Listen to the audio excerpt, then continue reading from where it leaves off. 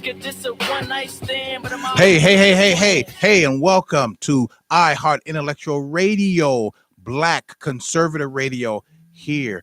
February 1st, you have me, Alan J. Campbell, aka the Batman. Yeah, we're here. We're here. Yes, the Batman had to do some crime fighting on the way into the studio, but he is here nevertheless. And not only that, but with all the snow that we got, couldn't take the the Batmobile was snowed in, so we had to take the Batcopter. So this is how we get out. But anywho, I'm gonna get right into a topic that is very, very poignant right now. Very poignant. Tonight's show is going to be called The Millennials. And I want to go right into that because right now, if you've been paying attention, if you've been listening to the news, or if you haven't, you've been been under a rock for the last few months. There have been a rash of carjackings. Okay. And see, my in my opinion on that is that a carjacker is just a lazy ass criminal. He's not gonna, he a real criminal. He's gonna go out. He's going to hone his skill on stealing a car. So that means that he's going to learn how to break into the car, get into the car, start it up, and drive away. That's call it what you may. That's a real criminal. Carjacking, you're a lazy ass criminal. It means that you not only have to take the car with the keys, but you got to kill. So you got to assault the person or even kill them to get what you want. And the sad part about this, people, is that it is young people. It is these small age millennials. I mean, they got kids that are 13 to 18 that are out here committing these crimes. Here's the thing.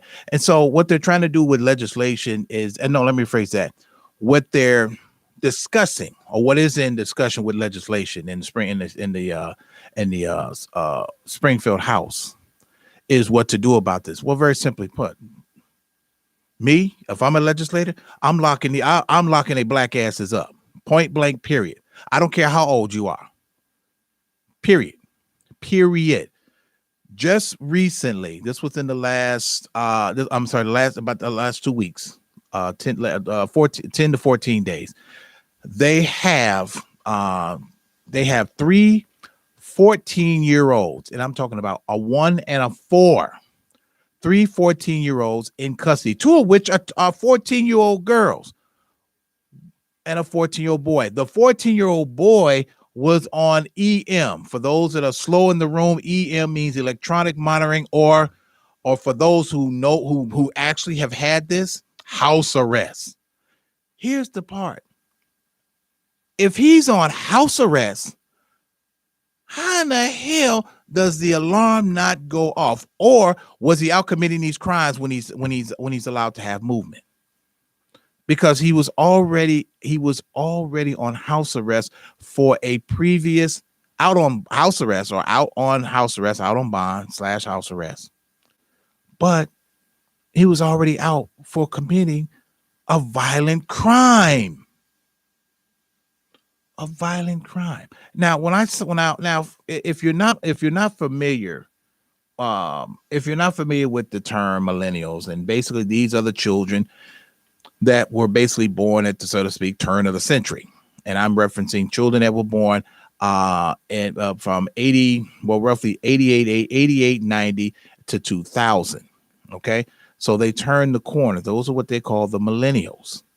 Okay. And unfortunately, some of these millennials are about as dumb as a box of rocks.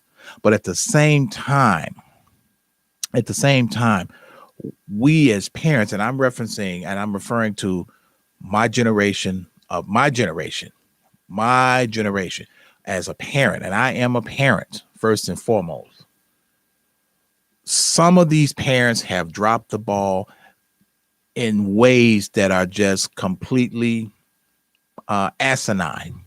Some of these children out here are committing crimes that are so diabolical. It is unreal. Some of these individuals are not finishing school. They're out here having these babies and not taking care of them. And I'm not talking so much as I'm talking about these young boys and these young girls. And then once we get to the part, now once we reference the millennial part, we're talking about once these children reaching the age between 14 and 25. These are still millennials. Even when you get to 30, they're still millennials because they were born just before the turn of the century. And then those that were born just outside of the cusp of that too. But the rash of carjackings are being committed by young individuals. And see, here's the thing. We could say, well, it could be older people putting them up to it. You know what? It could be. But at the same time, if you're raising your children, if you're raising them the right way, this is a double-edged sword too. If you are raising them the right way, and no, let me phrase that. You could be raising them the right way. And at the end of the day, it's all about choice. It's about choice. You raise your children, you put them in a good school, you raise them in a good neighborhood, you give them all the all the nuggets of righteousness. But at the end of the day, they're the ones that still have to make. They're still the ones making the choice. It's a choice. It boils down to a choice, whether they're going to go left or they're going to go right. They're going to do right or wrong. It's a choice. We can instill in our children all of the necessary factors, but it still boils down to their decision. Now, going back to these mini car criminals. So you're out here carjacking people. You're riding around in groups of 4 and 5, and you're terrorizing people. Now, here's the other thing, people, and this is particularly for my female audience, and especially my female drivers.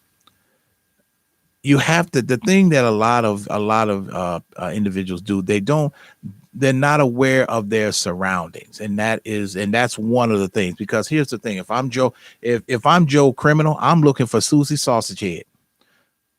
And when I reference Susie Sausagehead, that is the one that is so tuned in to her phone, her iPad, or whatever it is going on, other than the surroundings.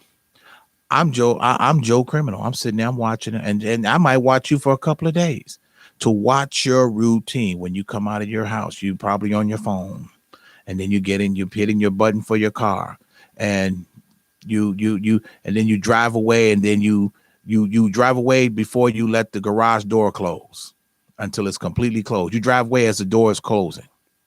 You're not paying attention. But understand something. This little 15, 16-year-old Joe Criminal, he's paying attention. He's taking mental notes of watching you, even up to a point where they may follow you to said known location. And to reference that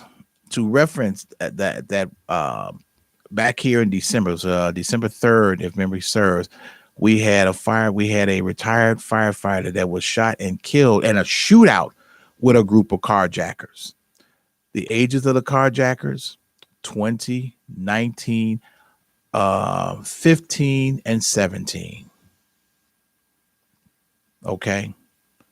And so the thing about this is that they got a lot of footage from pod cams, traffic cams, and apparently they had followed this man. And hear what I said again: they had followed this man from his location to a popcorn shop over on 117th and Western.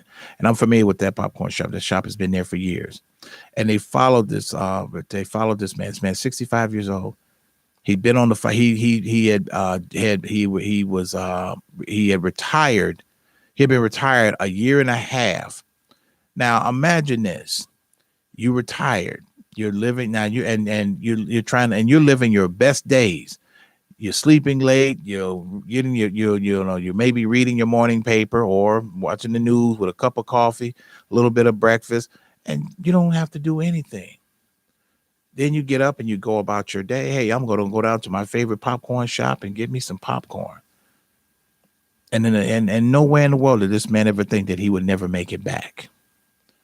And these animals, and that's exactly what they are, they followed him from his location to the popcorn shop to try to steal his truck.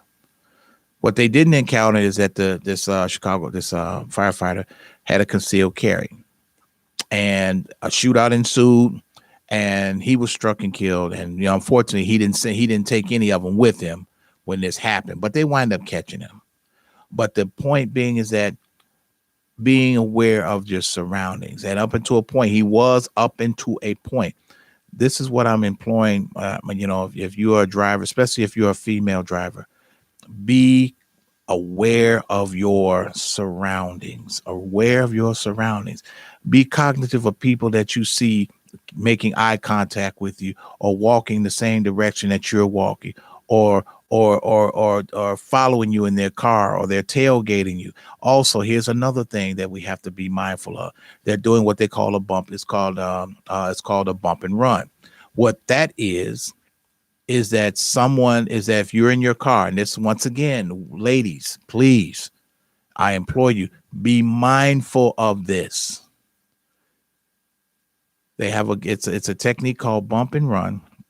And what they do is that you'll be at a stop sign or stoplight. You come to a stop at wherever, and the car behind you bumps into you. Well, the first thing that most people do is that they stop and they get out of their car to survey the damage.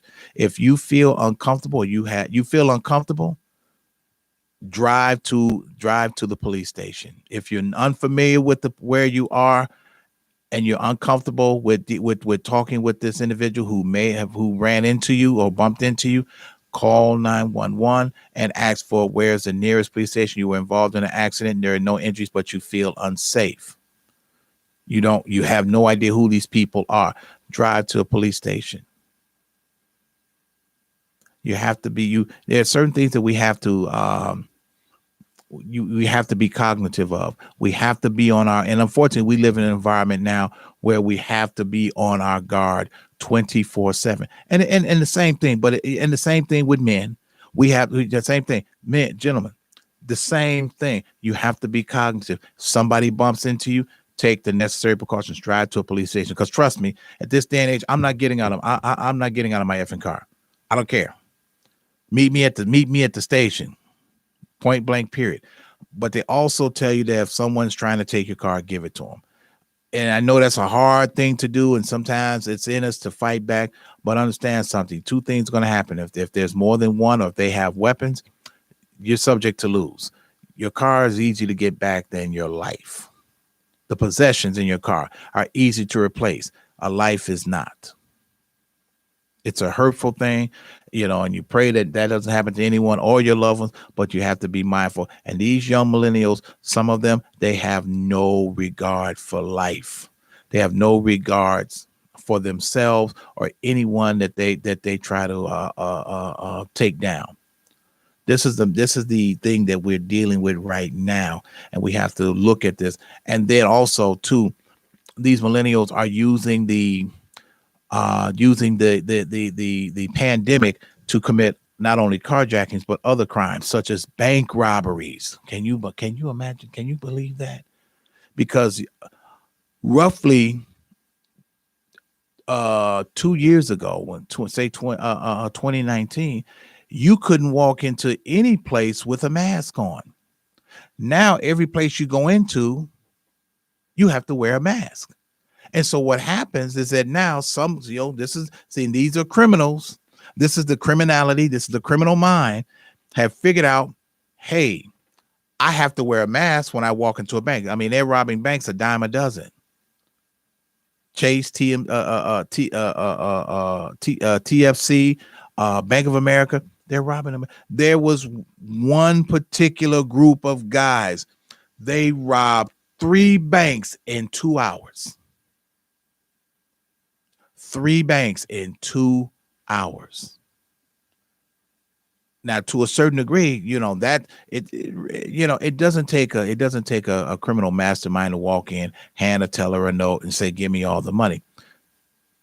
Because they're doing is they're getting top drawer cash. And if you know anything about criminality and banking and things of that nature, and I'm not going to go into that because I don't want some of you to say, "Well, that's a good idea," and I heard it. Or no, bullshit. You didn't.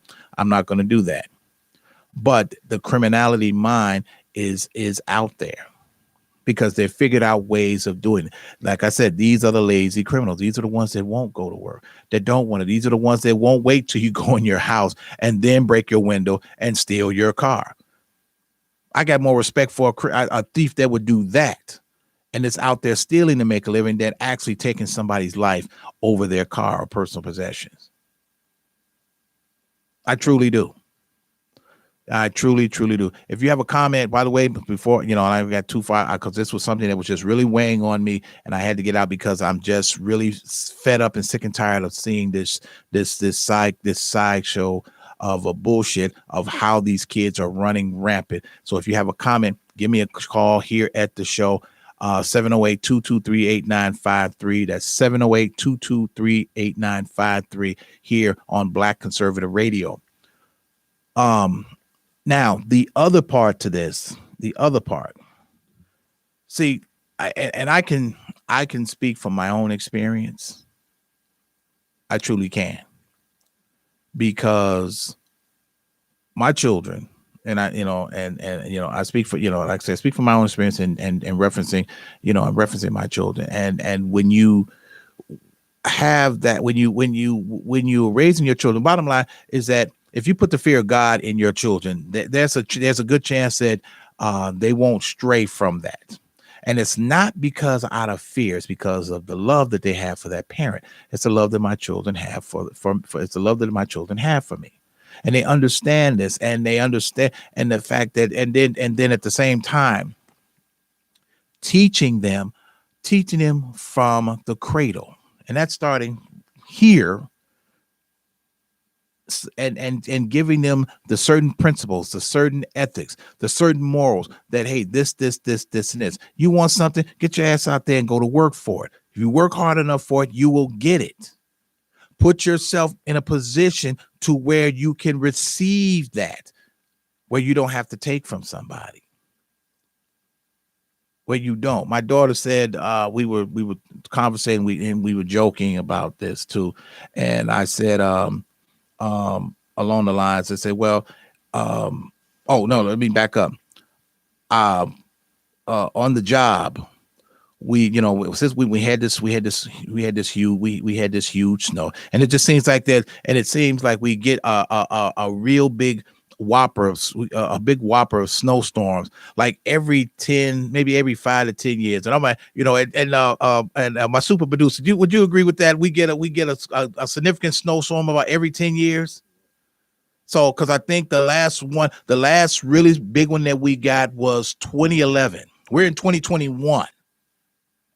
If my dates are correct, but anyway, so in 2031, 2031. So expect this to happen again. But back to, meanwhile, back at the ranch, we had done, we were out on the job and we're clearing the snow and shit. And these people, once again, these are millennials allowing their children to act a goddamn fool. So we cleaned the walkway and all of this stuff. They let the children play in the snow. Okay, fine. You know what? It's our child played in the snow. We did that, but we played in a designated area. So they're playing in the snow and they put the snow back out on the sidewalk. So what's going to happen is that the snow is going to get cold. It's going to freeze. And then when it freezes over, it's going to turn to ice. Okay. So, me being high, I'm supervising my guys. Say, hey, I told you, hey, get the hell out of this snow.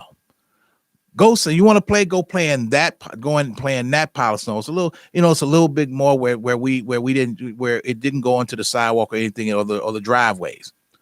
And so one of the little kids, they gave me the dirtiest look. And so I was telling my daughter this story, and this little rat-haired child gave me the dirtiest look.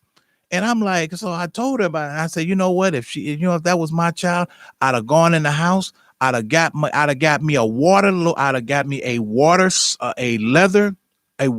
leather belt soaked in water. And I'd have came out there and I commenced to whooping her ass. So she said, well, here's the thing, Dad, is that if that was your child, it would not have happened because we know you don't play. You don't get down like that. You'd have knocked fire from us for being disobedient. And she was right. She never lied about that. But it wasn't out of fear. It was out of respect. Hey, this is not this is not right. We can't do this. And she was absolutely right. And so, like I said, we joke about that. But the downside is that my generation of parenting has gotten away from certain levels of discipline. Out of all my children, I've only had to administer the belt to the backside 4 times out of my 6, 4 times. And some people, yes, I know some of y'all saying, God damn, how did you pull that off? Because it's all in how you teach these children, how you raise them, and what you instill in them. It's not about fear. It's about creating a level. It's a fear of love. It's not about fear of what you are going to take away from me. It's putting them that this is the right way to do. If you don't want me to be on your ass, then don't do this. Don't do that. Then on the flip side, we have a lot of mothers that have raised children by themselves without the benefit of a father due to jail, death, and or some other means. Okay, and this is not taking anything from single moms who raise their children and some of them and raise them to be outstanding citizens. Outstanding. No, let me phrase that because I can't use the word citizen when it references black people because we have not been deemed or designated citizens, only by name but not by paper. So let's all scratch that. Individuals, upstanding individuals.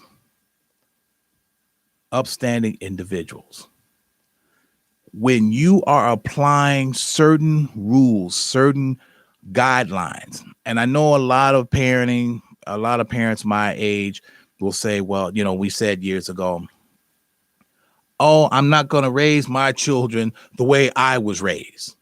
I'm not going to do it. Well, here's the thing.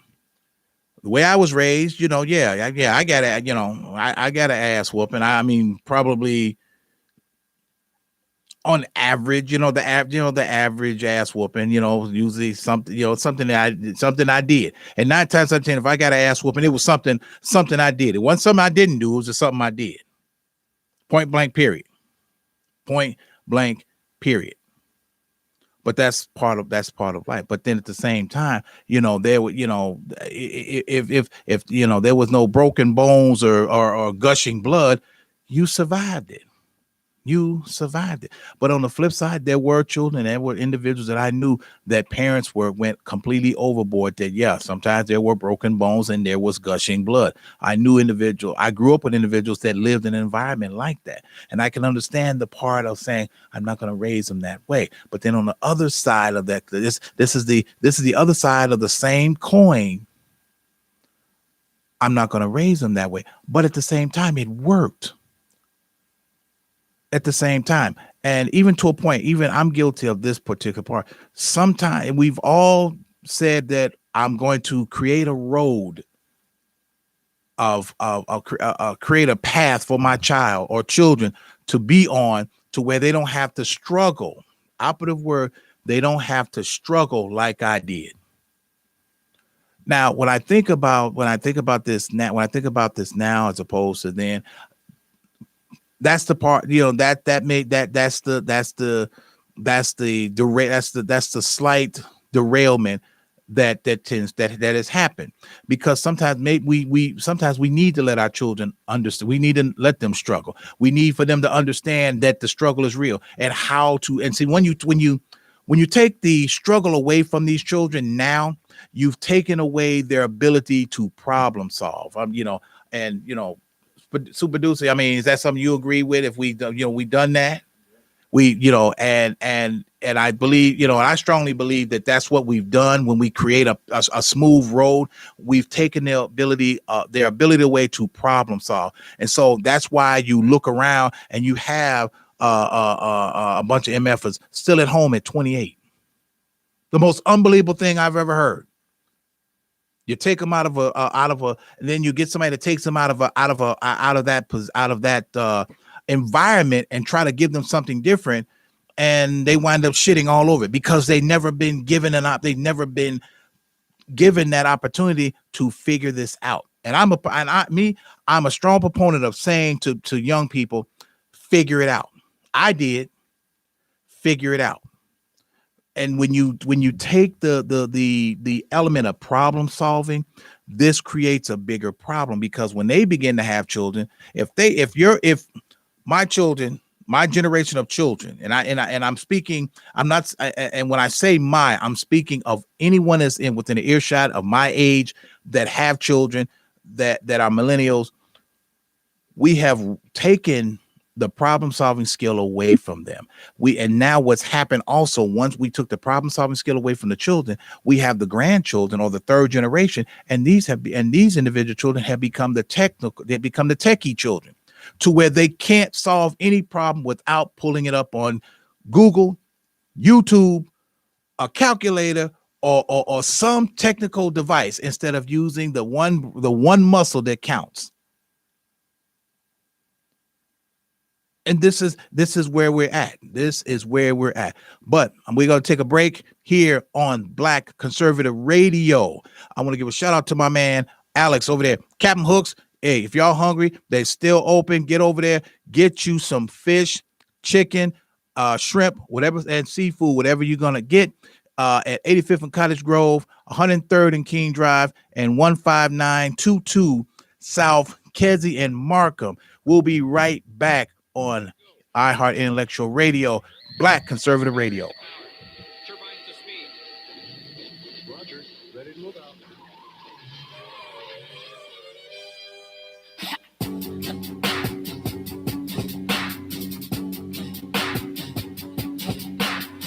These niggas thinking they ain't crazy out here.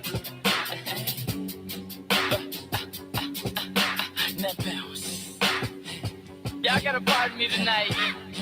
I feel like a superhero up in here.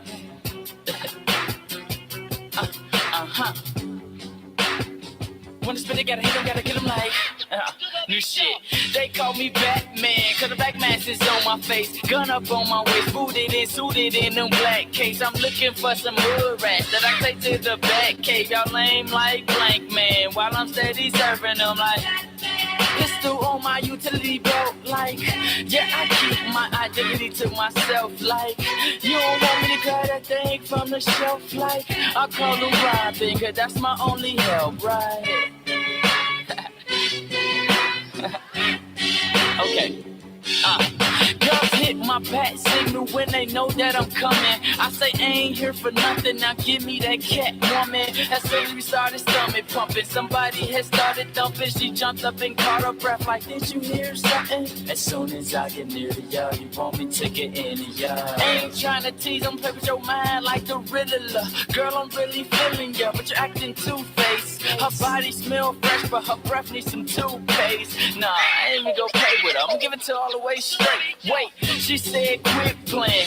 What you think, I'm a joker? About a money freaking. By the end of the night, it's over. This girl with poison ivy, but I'ma have to give her a chance. Cause this a one night stand, but I'ma have bigger plans. Jump from top to roof like through the window like Batman, you goof, right? Hit the floor, then I duck roll, shoot like a uppercut. That'll leave him stagger tooth, right? Look, this is what I told her. Girl, I break backs, bang. She hit me on the dark night for a late stain. By the end of the night, I don't remember her. Hey, and welcome back to iHeart Intellectual Radio, Black Conservative Radio. You have the Batman here at the bottom of the hour, Alan J. Campbell. Hey, we're talking about the ongoing problem with the youth, with the millennials, and the connection to carjackings. Um, a good question. And I'm gonna search, I'm gonna search, and I'm gonna search my brain for this but it was a very good question, and it makes a lot of sense. Now, a lot of you all, you've been listening to the show, and that I am. It's not so much as is pro police, because understand something. Make no mistake, it's not about being pro police. It's about right is right and wrong is wrong. Because understand something. I myself have been a victim of the criminal, have been a victim of the criminal justice system, and I do mean been a victim. I've been a victim of police misconduct, harassment. I have been that victim. I have been that person. But my way of thinking is that I can't group them. I can't group a bunch of bad apples. There's a saying in the police department that 10% of the cops do 90% of the work, which is a very true statement. Those are the ones that you never hear about doing certain things, about doing the job and doing it the right way and correctly. And not only that, but not so much as telling, but helping, rooting out bad officers. So the question was posed about, with all these carjackings going on, and not only the carjackings, but the escalation of crime. Right now, carjacking is up 400% from last year. 400%. Okay. Now, the question is this: as we say, we're taxpayers. What are we paying the police for? Aren't they supposed to be the ones that are preventing these type of crimes? Aren't they supposed to be the ones, quote, solving these crimes? Now, just now, and now to piggyback off of that, the mayor, Lori Lightfoot, has put on 45 has assigned 45 more detectives to the carjacking unit. 45. So that means, here's the thing now, people. I want you to understand something. When you're taking resources from one area to saturate another, what happens? Then what happens? The criminal element moves to where there's less police. Say, when you have approximately, and this is rank and file. Rank and file means that these are actual, actually working police officers, uniform, TAC, narcotics, homicide. This is the entire system. When you only have, and unfortunately, when you only have 13,700 police officers in the city of Chicago, in a city of well over 3 million, do the math. Understaffed and underpaid. They're overwhelmed. They can't be everywhere. Now, that being said, what are the police doing? How are they doing this? How are they using the resources to catch these lazy low-life criminals? What are they doing? How are they going about it? See, now the other part is that by these individuals being juveniles, because an individual is considered a juvenile between the ages of 12 and 16. So you can arrest them, but then they're going to juvie. And then the killing part is that if they don't have a background and never been in trouble with the law, then they're turned back over to their parents to do what? Only to go back out and commit another crime. That's a problem.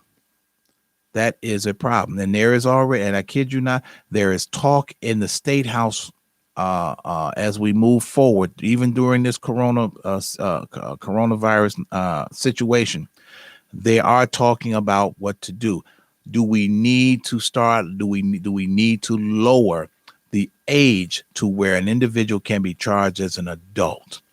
And see, what that happens, that's a slippery slope, because if you have an individual who was arrested for a simple shoplifting, so that means that you can charge them as an adult. That's a slippery slope. You have to figure something different. Me, what I'm thinking, this is what I would do. See, that we go back to the part to where what I say about this age of parenting. There's and making individuals responsible. See, if there's no response, if they're never shown any type of level of responsibility in the home, how can you expect them to be responsible in the street? How can you expect them to do that? So what I'm proposing is this: you catch one of these assholes, and you write them up. You tell them what they're charged with, but what you do is that you attach. What you do is that you gerrymander or grandfather in the same charge of child endangerment or abandonment to that. You attach that to the parent, but you can charge the parent with child endangerment or abandonment, because if this child is out, this 14-year-old girl or boy is out at 10 o'clock, is out at 1 a.m. Where the hell is the parent at that you don't know that your child is not in the house?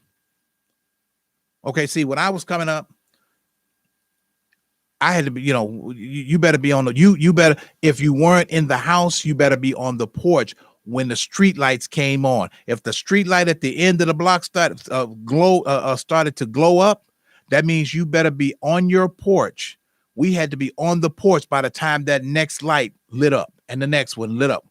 Let that light have caught us. Let us be on the other side of that light being lit. It was going to be held to the cross at that particular point. And that is the gospel truth, which is not happening now. Not happening right now, because you see this situation day in and day out. Police, and see, we can't rely on the police department to be babysitters, because see, the first time that, even better, police babysitters, even better, one of these individuals happens to stick up or carjack the right somebody, and they blow their brains out all over the car and the sidewalk. You know what somebody's parent is going to say or come out and say on television? Oh, they were a good, that's my baby. They were a good child. They were on their way to college. How could this little rathead some gun be on his way to college when he's out here carjacking people? He's out here committing crimes while you sitting up smoking, drinking, getting high, or whatever it is that you all are doing. Some of you women laying up under some nigga because you don't want to be bothered with the kids, so they out in the street. Some of you men, you got kids out there, but you're not doing your job to help support them or take care of them, or even to a point as two parents who have the child, who the parent as parents, and you all help create this child. You don't know what what this little joker is at 10 o'clock at night, at 1 o'clock in the morning. You don't know what that. When they got you fool talking about, I'm over little Jimmy's house. Well, I'm over at Carol's house. Did you call over to Carol's house and see if little Susie was there? Did you do a drive-by? Any of that? See, once again, when I was coming up, if you said that you was going to somebody's house, you better have your black ass there, because you were subject to get a phone call from mama and daddy and say, is he over there? Did he make it there? Yeah, he's here. Blah, blah, blah. This is where we're at right now. We have failed them. We have failed with, some of us have failed our children. We have failed them in catastrophic ways. We have failed them, and we have failed them in ways that can be that some can be corrected and others can't. We have to pick up the pieces and go from there. Pick those pieces up. We have to start having these when the problem, and I've seen this a couple of times, to where you have parents that are my age, and then all of a sudden they want to have these heart to hearts. They want to have these one-on-ones, these liberal conversations that these are that about the system and right and wrong and good and bad. Hold on. You should have been having these conversations with them 15 years ago.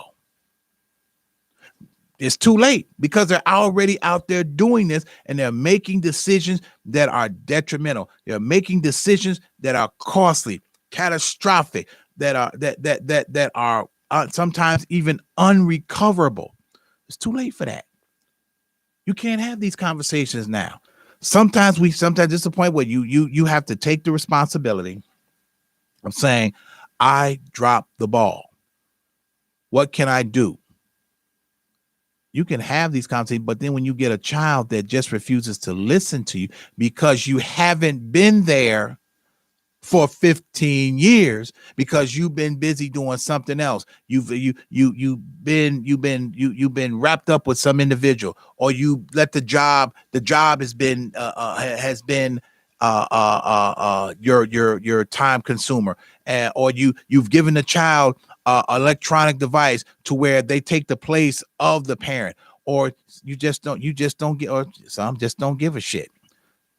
Some just don't give a shit, and sorry they even had them.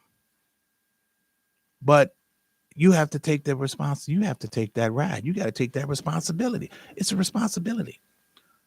When two people get together, I don't give a damn what you say. When two people come together and they do the adult thing, these things happen. It's subject to happen. You need to be prepared for the consequences or the inevitable or whatever it may be.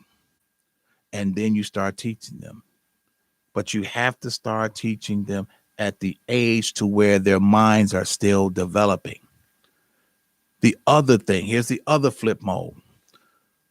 We have taken the responsibility away from them as far as raising them the correct way, because what they do is that now you get the children. I mean, my individual, my parenting of children, this group of children now. And what's happened is that they've had children of their own. And what do? They start dumping them off on the grandparents, or the grandparents start stepping in and raising these children. Listen, at the end of the day, make no mistake, I know a lot of you love your grandchildren. I love my grandchildren. But at the end of the day, I have to be the one to say, there's a point to where you say, as a parent, this is your responsibility. I raised you better than this. What are you doing? This is one of the things to where if we look back and we've heard the stories where, you hear someone that's raised by the grandparent, raised by the grandparents, raised by the grandparents. And I'm to a point to where I'm so sick of hearing that. Where does the part come where the actual parent takes the level of responsibility, accept responsibility and accountability? The unfortunate part is that some of us, like I said earlier in the show, we have taken that part away from them. The problem solving. When you have a baby and this baby's crying, there are several different types of cries that a baby has. There's a cry when the child is wet, when it's hungry, when it's in pain, when it wants attention. These are things that we have to teach our children, teach the parenting skills. That's what I'm looking for. We have to teach the parenting skills.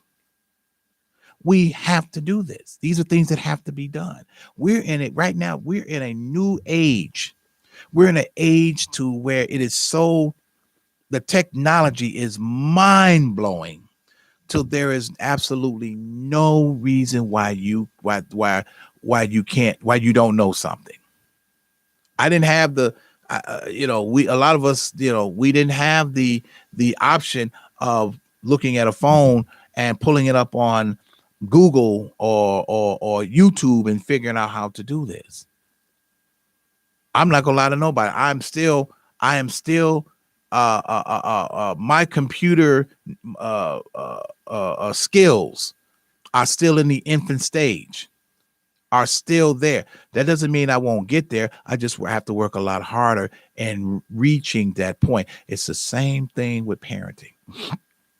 The same thing. It has to start off at infancy, and we have to work our way to it. Now, also, this is not to, and this is not to take anything away from those that are doing exactly that, that have reverted, that have torn a page out of somebody's book out of an old school book and say, this is how I'm gonna raise my children. This is how I'm going. This is how I'm gonna raise my children. This is the names that my children are going to have. I'm not going to name my children something that I can't even fucking spell, or when the first time that somebody meets them, they know that they're black. The first thing, you want to give that child an opportunity before they set foot out of the cradle. These are things that we have to we have to hone this. And even to a point to where raising and teaching and getting these in, and understand it's like the one, if memory serves, one of the individuals who's in custody for carjacking the 14-year-old boy. His name is Javion. It's J-E, I believe it's J-E hyphen and something else. So if I'm Johnny Law, I already know he's black just by his name. So you know what? I'm going to treat him. I'm going to, and make no mistake, people, this is exactly how it goes down. I see him. You're going to be an animal out here taking from people. I'm going to treat you just like the animal you are. He's already got, and then heaven forbid if this is one of those cops that already has a problem, or a problem with black males who just, I mean, this gives him a hard on for black males to put them under the gun, or under the jail. This is exactly what he's thinking. Oh, okay. You know what? I'm going to stick it to him as much as I'm going to put so many charges on him. He's going to go blind. So there are certain things that we can't, and even to a point, we have to realize that we can't set our children up for failure either. We can't set them up for failure. We can't be those kind of parents to where when our children have dreams and aspirations of success. If they want to be writers, they want to be actors, they want to be doctors, they want to be lawyers, they want to be athletic individuals. Don't be that type of parent where you shit on their dreams. Don't be that kind of parent because you're mad that you couldn't achieve what they had, what you couldn't do what they do. You couldn't achieve what they achieved. Operative word, achieve what they achieved. I say that from experience. See, a lot of things that I talk about and say and bring to y'all is from experience. Experience. As a lot of you know that I'm an actor here in the city of Chicago, and it's kind of, and right about now, it's kind of, it's kind of a juggling act right now of going back in, going back to the studio and worrying about, being exposed to Corona or COVID-19. It's a juggling act, but nevertheless, I enjoyed the time that I did have. But there were family members, especially my parents, that couldn't stand to see that type of successfulness that I was having, and did everything they could to piss on it. So I understand what that is. Don't be that kind of, the idea is to applaud, is to push to push them to succeed and to be, and the idea also is that for your child or children to succeed in areas where you did not, or succeed, or where they say succeed where you failed. Because you can give them those pointers. Hey, this is where my deal, this is where my deal was. You can carry it further than that, because now I know what to tell you, how to do it, this, that, and the other. You're giving them these nuggets on how to succeed, how to move forward. You want your children to be better individuals than you are. That's the whole, at least that's what I believe. I want my children to be better. You should want your children to be better. You should want your children to want more out of life. You should want this. Don't be that type of parent to where you set your children up for fail. You give them unrealistic goals you set unrealistic goals for them to achieve. I will tell any young person, I don't have any expectations of you, because they're my expectations, which means that my expectations are so high you will never reach them. And I don't want you to do that because that's what you want me to. That's what you think I want. I want you to set expectations and goals for yourself, and then each one, check them off. Check them off. Do this. Check them off. Do we think that these children, and these are children, these are babies, do we think that these children are disadvantaged or underprivileged because they're out here doing this?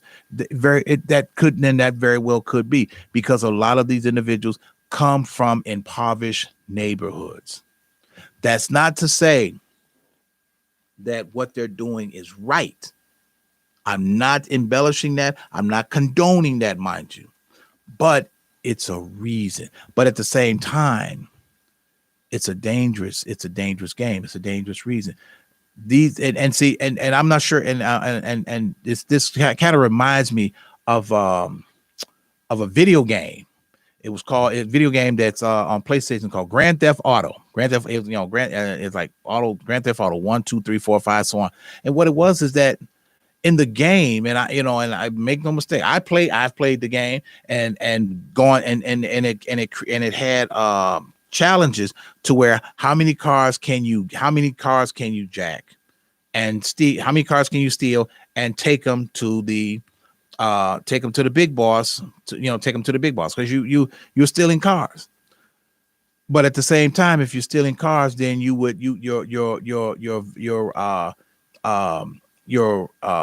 value would increase, and your chances of getting caught increase.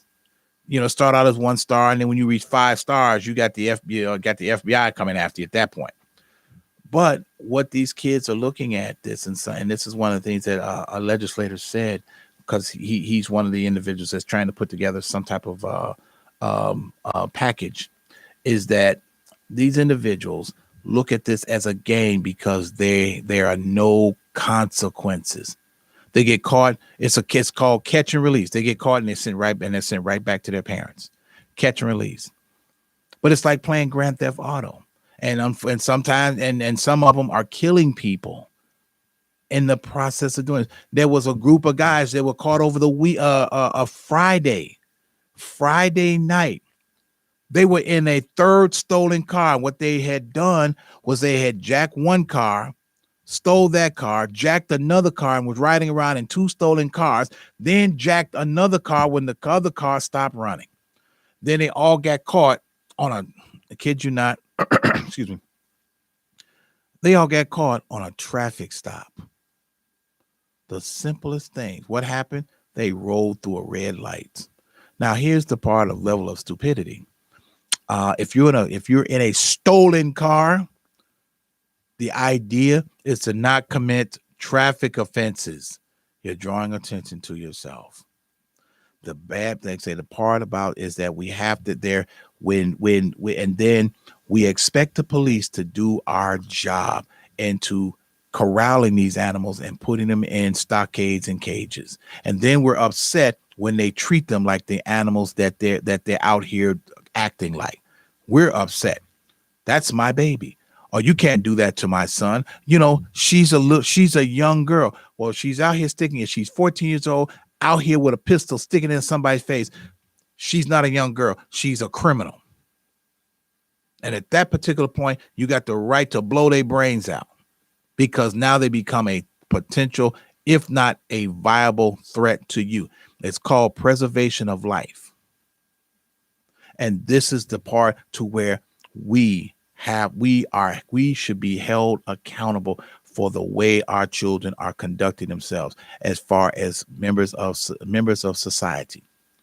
whether it's relationships, whether it's bringing babies into the world, whether it's not holding on to a job, it's criminality. We have to take some form of accountability. We can't be the grandparents and taking over raising our grandchildren when we have failed at the points that the failure lies with us. You can't blame the failure of the machine when you're the designer. I want you to think about that. Think about that. You cannot blame the failure of the machine if you are if you are the designer. You can't blame it. You designed it. You created it. You take the blame.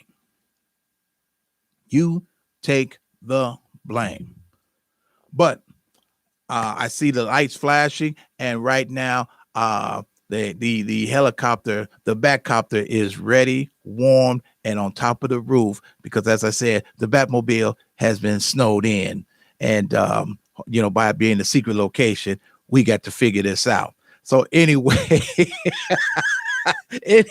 y'all, I hope y'all enjoyed the show. But please, I hope you all take something away from this, and in the process of looking at how we are indoctrinating our adult children. And that's the word I was looking for, indoctrinating our adult children so they can indoctrinate our younger children, meaning the grandchildren. Because if we don't, we are going to perish as a race of people. You understand what I'm saying? But anyway, that's what that's what I want you all to remember. To my sponsor, Chronicles Ron and Captain Hooks, 85th and Cottage Grove, 103rd and King Drive, and 159th and Kedzie in Markham, Illinois. And with that being said, not my monkey, not my circus. To the Batcopter. Atomic batteries to power. Turbines to speed. Roger. Ready to move out.